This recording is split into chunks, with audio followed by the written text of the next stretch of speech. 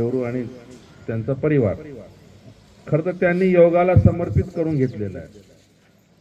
स्वतः ते त्यांनी प्रशिक्षण घेऊन येऊन या ठिकाणी बाराळी सारख्या या छोट्याशा गावामध्ये त्यांनी, कारण आपल्या आजही खेड्यागावामध्ये बऱ्याच लोकांच्या काही धारणा आहेत की आम्ही एवढं शेताला जातो, आम्ही अमुक करतो, आम्हाला योगाची काय गरज आहे.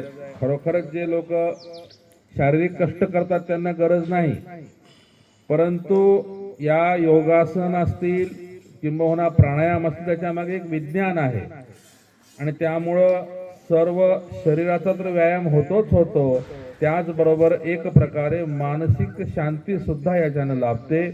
हे वैशिष्ट्य आहे. बघा, आपल्या प्राचीन ऋषीमुनींना आज ज्याला विज्ञानाच्या कसोटीवर हे सगळं खरं उतरलेलं आहे, कसं माहित असेल त्या काळामध्ये की आपण प्राणायाम म्हणजे आपण जे ऑक्सिजन घेतो एरवीपेक्षा तुम्ही जे प्राणायाम करता त्यामध्ये 14-15 पट अधिक ऑक्सिजन आपल्या शरीरामध्ये घेतला जातो.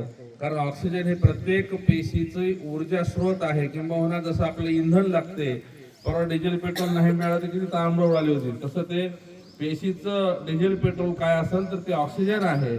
आणि त्या ऑक्सिजन पेशीला चांगलं मिळालं, पेशीपासून ऊती बनतात, ऊतीपासून अवयव बनतात आणि म्हणून त्यासाठी निरोगी शरीरासाठी आपल्याला ऑक्सिजन अत्यंत आवश्यक आहे आणि ते प्राणायामानं अनेक पटीनं ते आपल्या रक्तामध्ये शोषलं जातं. हे या प्राणायामाचं वैशिष्ट्य आहे. आणि म्हणून एका काळामध्ये आपण प्रत्येक अर्थानं खऱ्या अर्थानं विश्वगुरु होतो.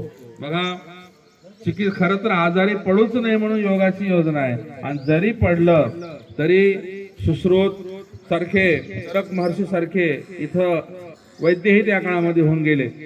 आणि म्हणून प्रत्येक क्षेत्र, कोणते आरोग्य क्षेत्र असू द्या, गणित असू द्या, आपण विश्वाला शून्य आपण शिकवलेलं आहे. आणि म्हणून गणित विश्वाला आपण शिकवलेलं आहे. सिंधू संस्कृती बघा, वास्तुशास्त्र काय असते, घर